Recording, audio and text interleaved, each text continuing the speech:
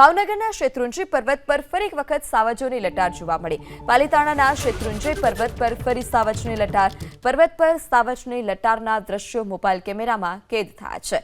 તો પાલીતાણાના શેત્રુંજી પર્વત પર ફરી એક વખત લટાર જોવા મળી, જે પગથિયા છે કે જ્યાંથી લોકોની અવરજવર હોય છે તે જ દરમિયાન સાવજની લટાર જોવા મળી। સાવજની લટાર જોઈ જે આગળ જતા જે મુસાફરો હતા, જે ઉપર સીડીનું ચઢાણ કરી રહ્યા હતા, તે તમામ લોકોમાં ફફડાટ વ્યાપ્યો અને તમામ લોકોએ ત્યાંથી ઝડપી ભાગીને પોતાનો જીવ બચાવવાનો પણ પ્રયાસ કર્યો છે। ત્યારે સિંહ પણ જ્યાં લોકો ઉપરની સાઈડ હતા ત્યાં જવાનો પ્રયાસ કરી રહ્યો હતો।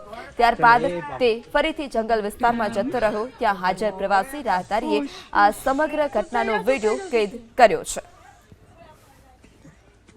વધુ માહિતી સાથે સંવાદદાતા પાર્થ ફોનલાઈનથી જોડાયા છે। જે પાર્થ, જે પર્વતના પગથિયા છે જ્યાંથી લોકોની અવરજવર હોય છે ત્યાં સાવજની લટાર જોવા મળી છે, શું વધારે વિગત?